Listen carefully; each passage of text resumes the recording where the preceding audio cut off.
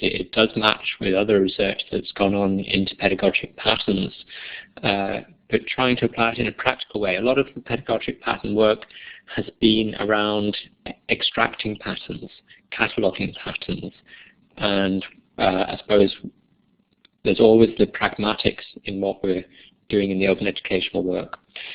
So that's one thing. Then again, the already mentioned the participatory learning, which is trying to take the user's point of view in this. What do users get out? How can people come across and take part as learners? And the going beyond the producer view of we've made it available. So I suppose this is the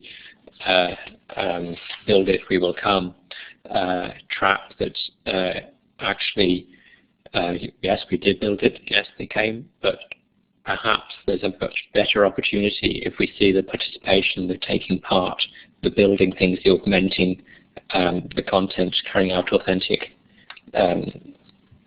assessment processes by doing things that are possible and mashing from sites that have been built in one way with sites that offer different affordances and different ways to use it. I'll just sort of give a quick mention for work Tony Mellon's doing with University of Pittsburgh as well, which is trying to see how the content can, in their terminology, travel, in other words, move between contexts, and that ties up with in the there's global issues, but in the US there's the issue of the community college initiative that Obama's task force has got behind, and I think that's a very interesting area, a very challenging area of trying to spread resources, make sure they work in new contexts, and so I think there's very interesting work going on there to meet a real need that's been identified in the US.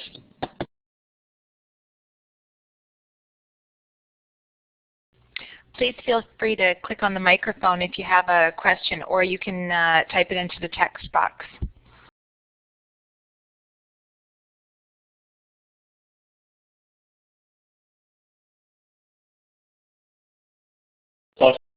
It's Terry's point about the fellowship program. We've been running the fellowship program through sort of contacts that we made in developing the proposal up to now, and we're wanting to open it up in November with an open announcement to set out how people can apply. The general model, and so far every person who's actually involved in it, we've broken the model, but the general model would be that people would come and spend a fairly short time, 2 weeks, maybe a month, supported financially by us to come and spend some time, probably here, possibly at another site where you're working with people who are involved in the open education resource area. But then return and sort of have a long tail of activity back in your own context. So go back and sort of run a dissemination workshop in your own organization would be a typical thing to do. We also see, and we've got it specifically described, we've got 2 levels of fellowships. So we've got expert fellowships, where actually our mission, as we did with Yanis, is taking someone who's doing really good research and get them to pay attention to what this research means in the open educational resource world. So Yanis had never really looked at the issues that were coming up around open education resources, and that was a very fruitful thing to do. We also have more developmental fellowships, which we see working in particular with to spread out our impact into different countries.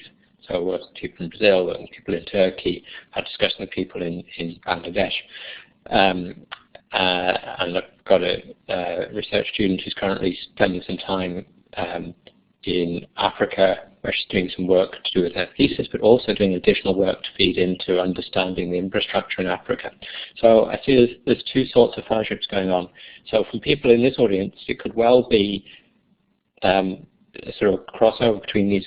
You've got some expertise, you've got some ideas perhaps around the Web 2 world, perhaps around particular sorts of technology that can help people learn. But if only you had some space to apply it to the challenges of open education resources, you could make a difference. So I hope that helps clarify what we're trying to achieve there, and we'll make it clearer. There's a little bit about fellowships at the moment, but we'll make it clear when we really open up the application process in a month or so's time.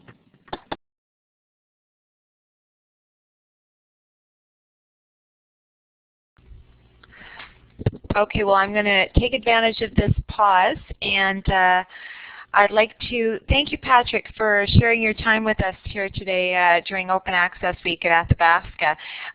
And we really appreciate you raising our awareness of OLNet and also bringing to our attention some of the traps and some of the opportunities that are available with open research and open access. So thank you for that. And I would like to, I'm sorry, I'm going to grab that slide. I'll go back to that, Patrick.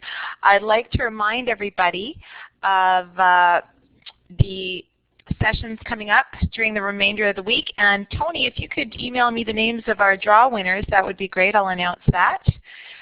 Tomorrow we have our own president of Athabasca University, Dr. Fritz Panicoke, and he'll be discussing open access publication, specifically AU Press, I believe.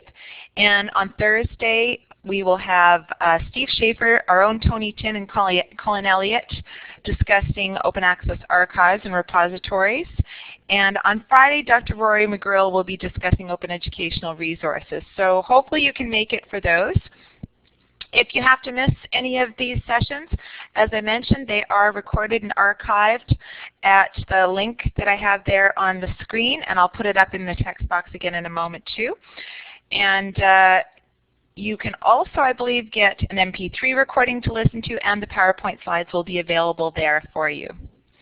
Now, Tony tells me our prize winners today are Rick, Kenny, and Rachel. You have won a fabulous new open access t-shirt. And if you text Tony, I believe he will get your address from you and get that to you, okay? Oh, he's put up his email address.